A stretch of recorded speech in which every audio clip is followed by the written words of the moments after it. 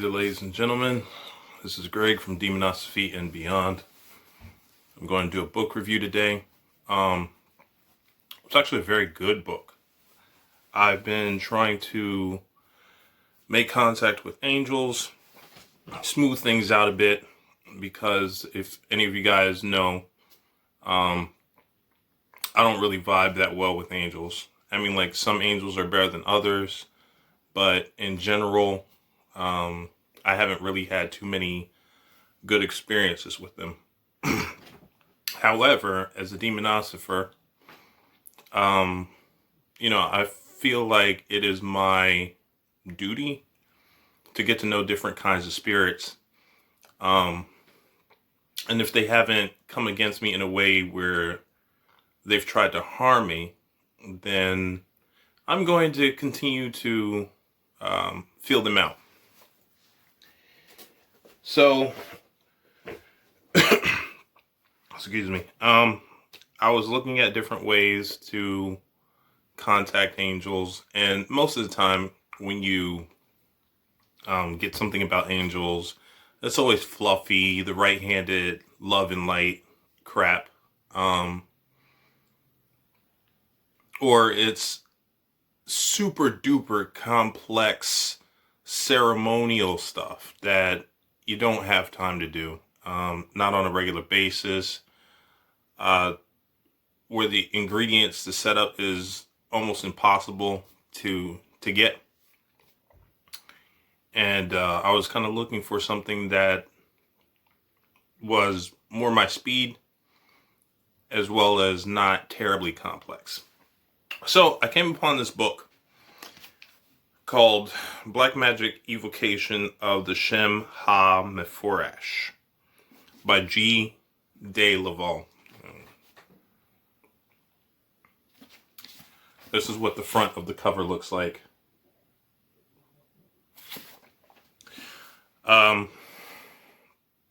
Excellent book, excellent author.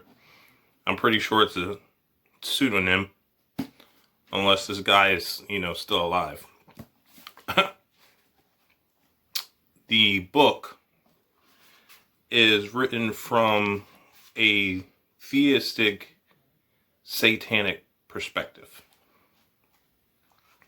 which I thought was interesting, because in the book, the author uses both demons and angels, and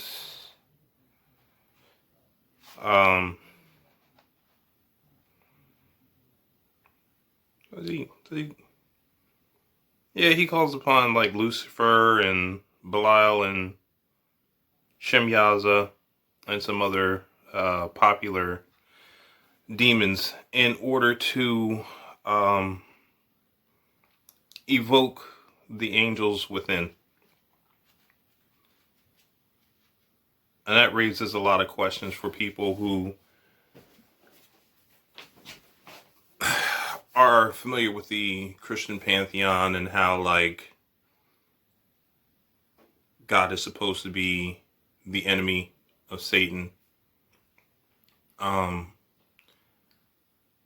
It really raises the question of, like, who's in charge? Or even if, like, God and Satan are working hand in hand.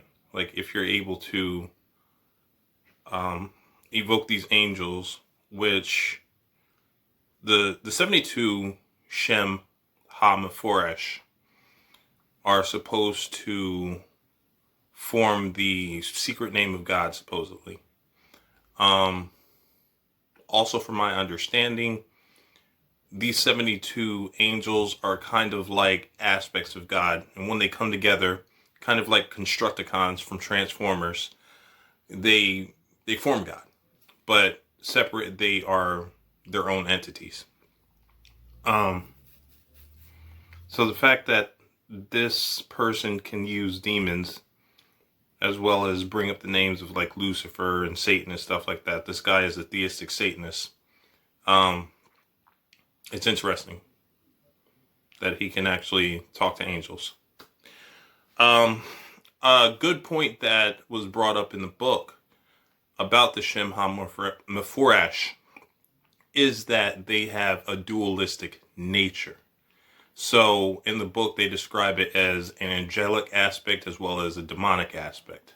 I don't think it's a very accurate description because people are going to equate demonic with evil when it really isn't. But it goes to show that no spirit has just a good side or just the evil side. It even talks about how each angel may lean more towards one side than the other. But they both have this angelic and this demonic side, which I thought was interesting. But if you go to other cultures and you ask other cultures about their gods, for example, in Hinduism, the Hindu gods have a dualistic nature. From what I've read, the same God that can heal you is also the same one that can create an illness. If you ask, well, I've asked like a Native American about her gods and whether she had demons. And she said in her culture, the spirits that they deal with have a dualistic nature. So it would make sense that even the Abrahamic God can be considered as dualistic, having both negative and positive qualities that can play a part in our lives, and be interacted with and utilized and worked with. I must say that, I don't want to get too deep into the practice yet, but I would like to say that like the so-called demonic aspect of angels can be used for positive, and the angelic aspects can also be used for negative. If you are familiar with how angels are in reality, then you will know that angels can kill people. They can kind of be, for some people, they can be dicks. They can be very condescending, not nice. They can be very difficult to work with. Whereas in my experience, demons seem to be a little bit more laid back, easygoing. And of course, this is on an individual basis. But in general, they're much easier to work with, and they even have like a sense of humor. And they seem to care more about humanity than the angelic do. Now, getting into this book, I'm just going to give you the disclaimer. What I say is not going to be fact for everybody. This is according to my experience. So if you disagree with anything that I say, that's fine. I also don't care. So with that said, I would first like to go over the format of the book, and I'm going to go over my notes because there was a lot that I want to cover, or at least, a good amount. So anyway, this book is pretty left-handed. As I said before, the author appears to be a theistic Satanist. What I like about this book is that even though the author gives you examples of how to set up some of the rituals, they encourage experimentation and switching things up and finding how well they work.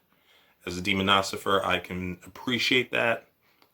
As somebody who likes to experiment and find what is more comfortable or more efficient, I appreciate that. And that is not usually the case in a lot of books. The tables in the back of the book are easy to understand and use when creating rituals. There is information on the angels, but it doesn't really create a whole big ritual for each angel or tell you exactly how to do it. What you do, or what you can do, is go to the back of the book where it has different correspondences. Here you have numerological correspondences. So what you can do is say,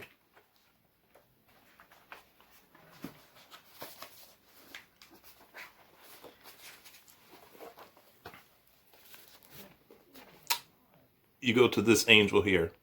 This angel is 12.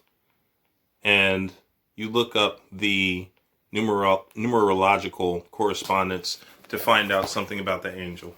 So you would add the 1 and the 2, which will come out to 3.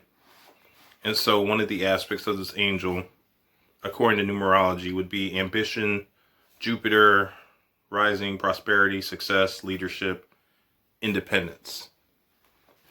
So this may be the basis of, one of these may be the basis of intent for your evocation, but it doesn't have to be. There are other things that you can look up about this angel. Another one of the tables is the Planetary Correspondence. So if you go back to angel number 12, okay, who is this? Hohail. Okay, if you go back to Hohail, underneath it says Earth of Moon. So Moon is going to be the planetary correspondence. However, okay, yeah, they do have the Moon underneath the planetary correspondence. Okay, so if you look right here, oop, let me see if I can get close enough. This is a pain in the ass. Okay, so you see Moon. Second one down, below Sun. It has the esoteric meaning. It has what candle color that you can use. It also has the metal that you can use in your ritual, which is, I don't use metals a lot, but candle color, and then the esoteric meaning, which would be unconsciousness, feminine, yin, energy, family, change, past, dreams, magic. So this can be another, I guess, intent behind the ritual that you create when you want to when you want to contact that particular angel. Ooh, 12. Let me see.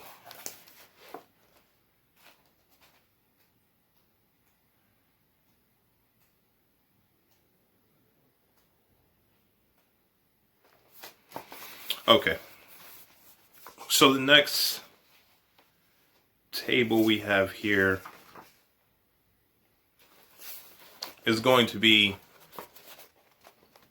the elemental correspondence. So you have your 4 elements: earth, water, air, fire. And Hohail is the earth element. So you want to see what the element is, or represents.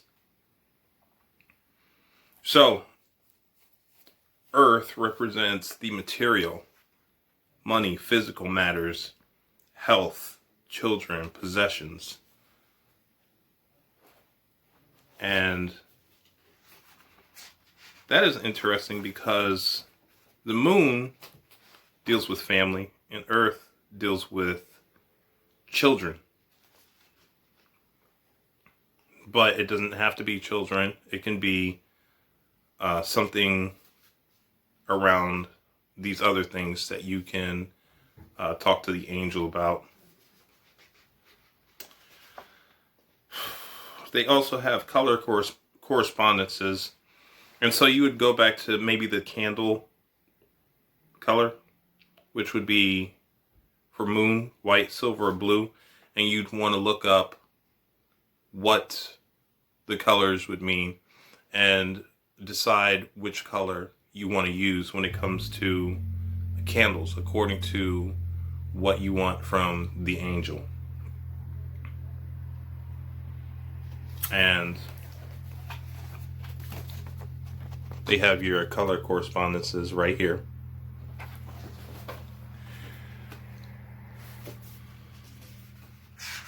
Let's see. They also have a table of planetary elemental sacraments, so you would find which planet the angel represents, as well as what element. So if you look at this table right here, you're looking for moon and earth. So moon is going to be second one down, and earth is going to be the fourth one over. And when you look at the box where they both meet, it'll tell you what herbs can be used. Here it says chamomile, coconut, jasmine, white copal. So if you have any incense that can be used that are of this scent or flavor, then use that. If you have dry herbs to burn, then you can use that. In fact, the book recommends burning herbs over a coal or incense.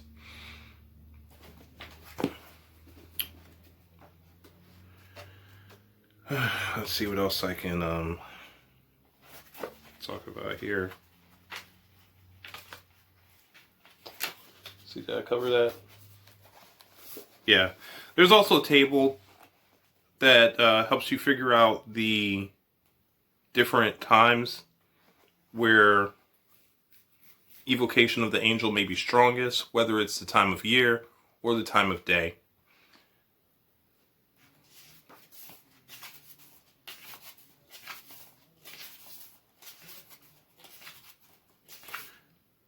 And then the 3 Hebrew letters that form the name of the angel, and there's only going to be 3 for each, because the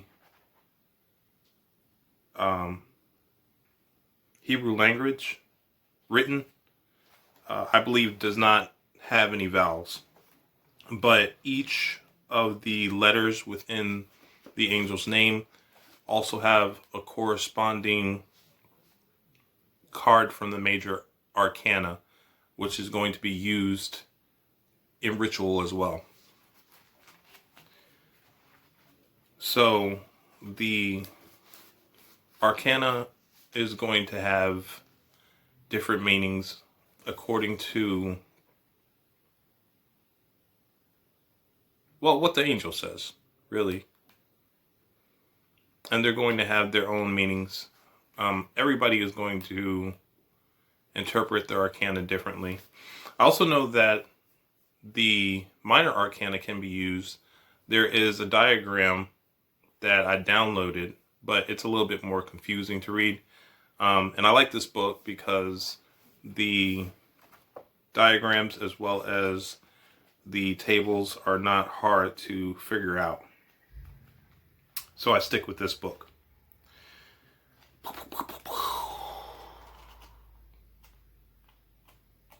Yeah.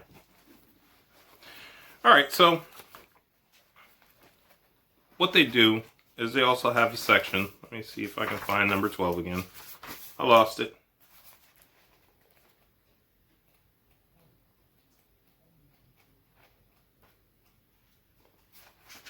All right.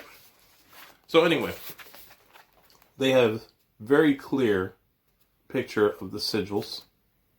And then they also go over what the angel is capable of doing, what their forte is. So each angel is going to have an angelic side as well as a demonic side. And the angelic side is going to be able to do one thing, while the demonic side is going to be able to do the opposite of that thing. So for example, if the angelic side is said to be able to bring in money. The demonic side is going to be able to bankrupt people, take away from money, ruin somebody's finances. So each angel can be used for either positive or negative workings, which is, it's actually great because it's very balanced. And, you don't have to go to, I guess, multiple spirits.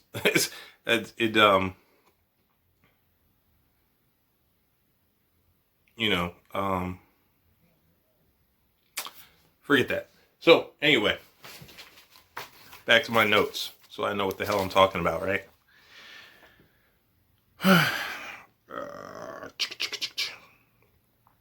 So the book provides, a simple explanation of what the Shem, Ham, Mephorash are. It's still a little bit complicated, but it's easier for me to understand because working certain other works has showed me that gods can be divided into multiple aspects that are separate entities of themselves.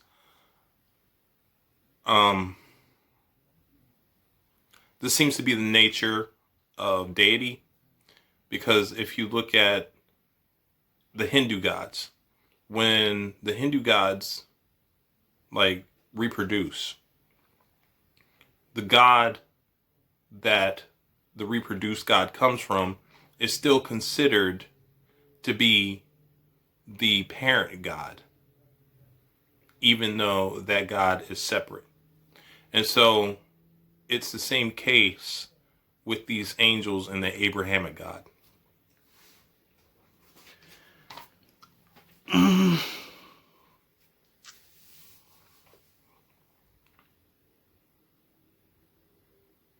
Let's see.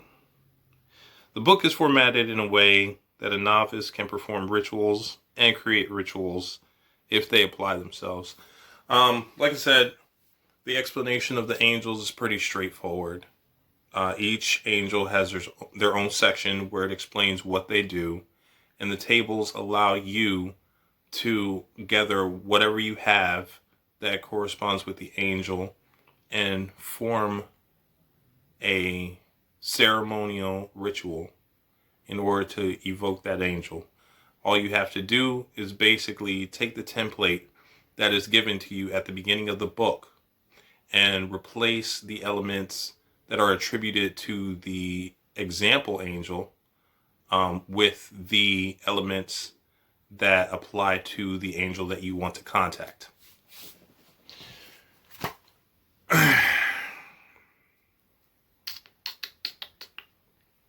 The items for ceremony are pretty easy to gather. They don't have any outlandish stuff like any of the old grimoires.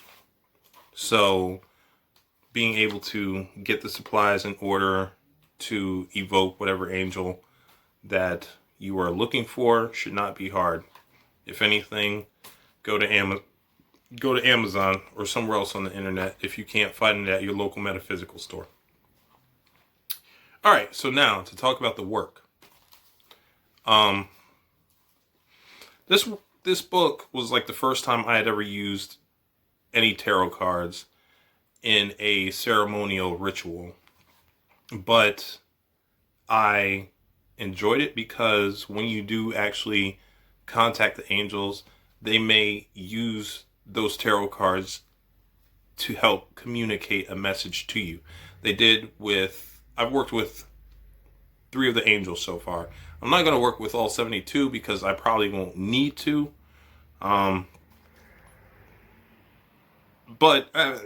you never know. But the ones that I've worked with so far have used their tarot spread in order to communicate a message to me. The use of candles and incense. Okay, so within the ritual, you also need to know what incense and what candle corresponds with you. And so you may use your birth planet, or even your sun sign. I believe you can find the color as well as the scent that corresponds with you. I really like this because when you use it in the ceremony, it makes it feel kind of like you're bonding energetically with this angel. Like you're letting the angel know, this is who I am. This is what represents me. And you're kind of like priming it to help it get ready to interact with you.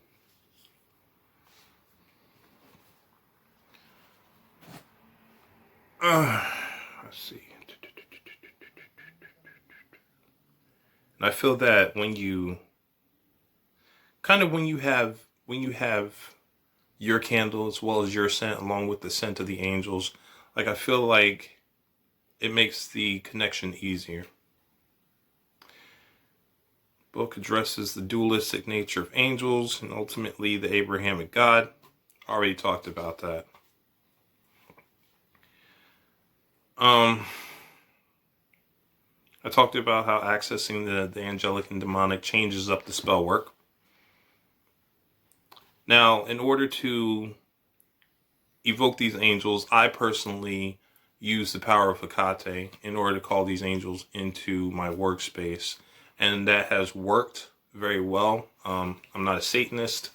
I don't really deal with Satan a lot because I don't see the need.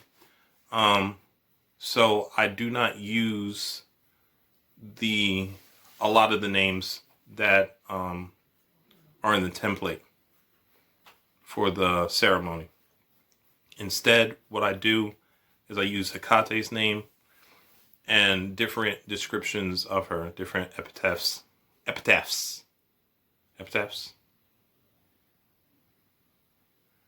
different names for her in order to call upon the angel. There is a section of the ritual where you do turn to different directions and you call upon different angels as well as different demons. And I do use those names. But, as I said before, I tweak the ritual a little bit, but it works well.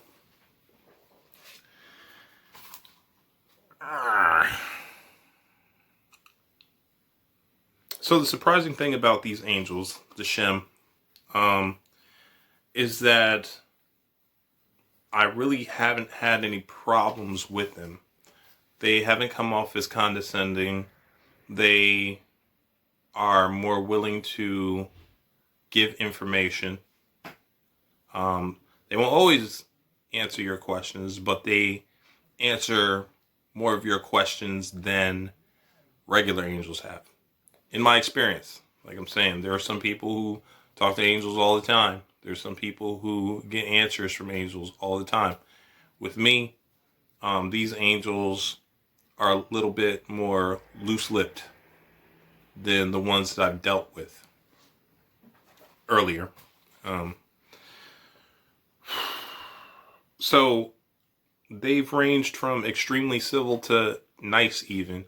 And I wouldn't say they were nice as in, oh, we're BFFs now. But they are nice in a kind of like giving general respect.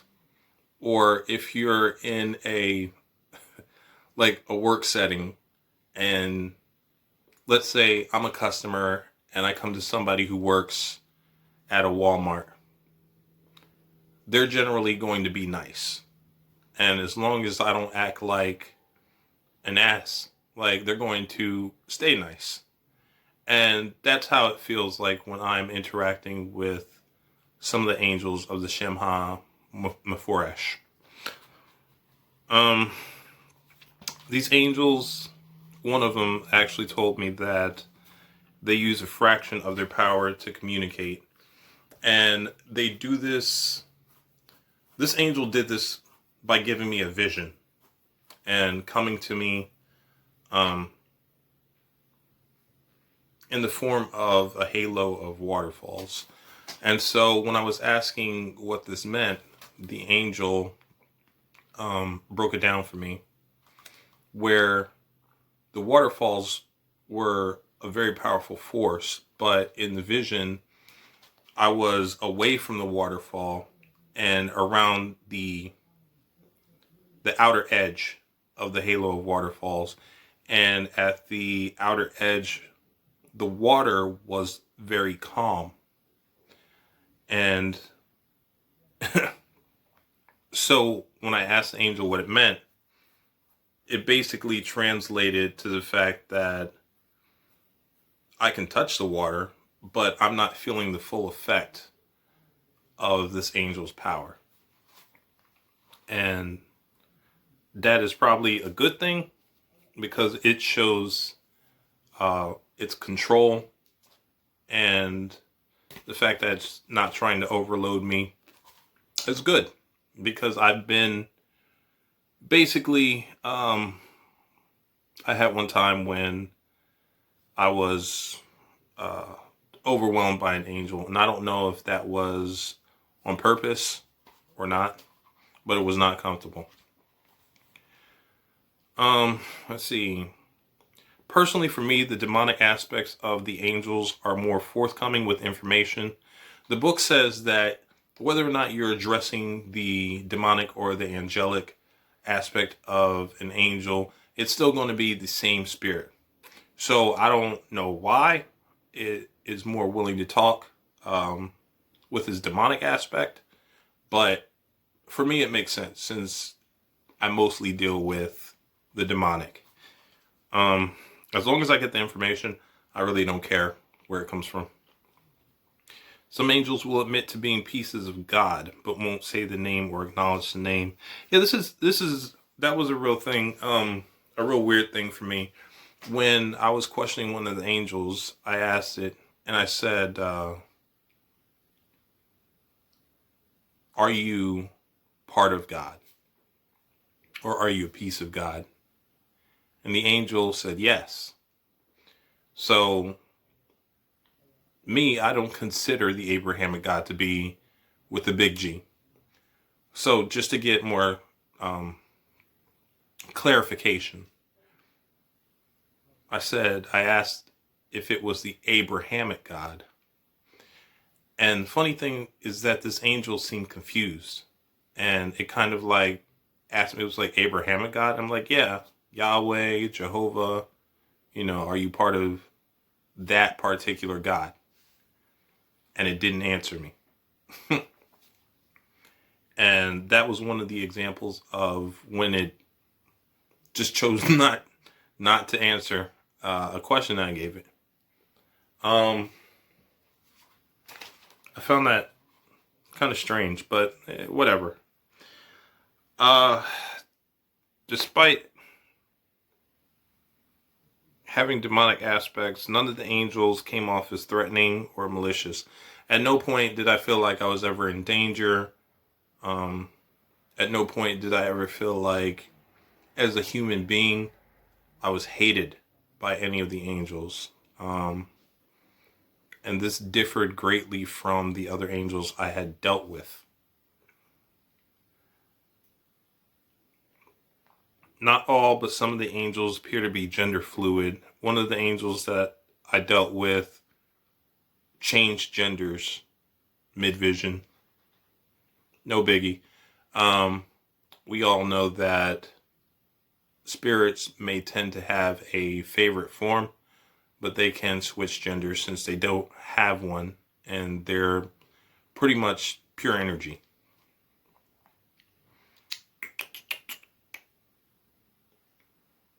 And the last one is angels don't come off as condescending. Yeah, and I already talked about that. These angels are very, I wouldn't say fun to work with, but enjoyable from a demonographer point of view. And I look forward to continuing to work with them. I'm 3 down. What I do is I try to contact each angel like 3 times. So what I'll do is, first I try to contact the angelic aspect, and then the next 2 times I'll contact the demonic aspect. And the only reason why I try to contact the demonic aspect twice is because they seem to be more forthcoming in that mode. I also plan to purchase another work of Giles de Laval. I did have one, which was the Sacred Umbre Mortis, I think was the name of the book. And I did work through that, but I no longer have that. And I sold that before I made this channel. So I couldn't really talk about it. I don't have notes on it. I don't have the book with me. But there is another book that the author has released, and it is supposed to be based on the spirits that make up the antagonist of the Abrahamic God. And so, since this author's approach has worked with the angels, I am interested in seeing how the approach works with demons, as well as how the book sets up the rituals for the demonic. As it's described, you'll be dealing with, in the book that I plan on buying by the same author, it deals with the feminine demonic. And since I've been dealing with a lot of feminine energy recently, sounds like it's right up my alley. So when I get that, when I work through that, of course, I'm going to report on that, tell you guys about it, tell you about my experience, and hopefully you guys will get something positive out of that.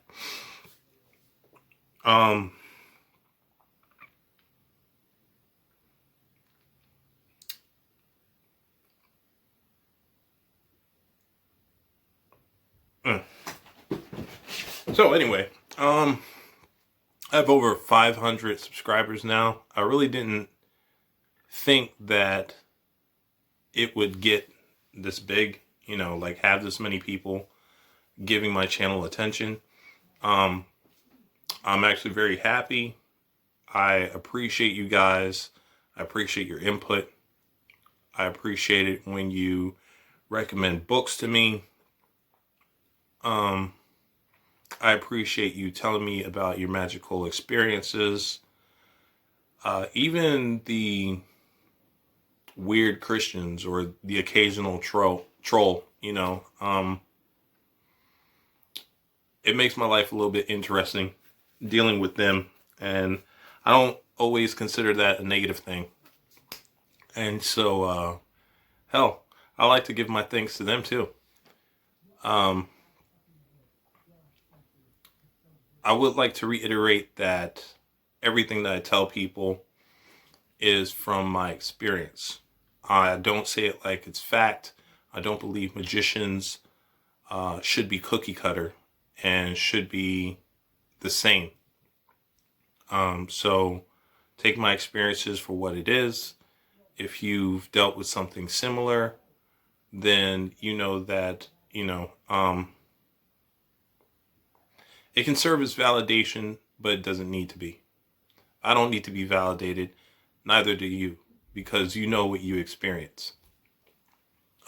This channel exists purely to inspire people to go out and seek the truth when it comes to magic. Do the experimentation, do the legwork, do the research, have fun, change your reality.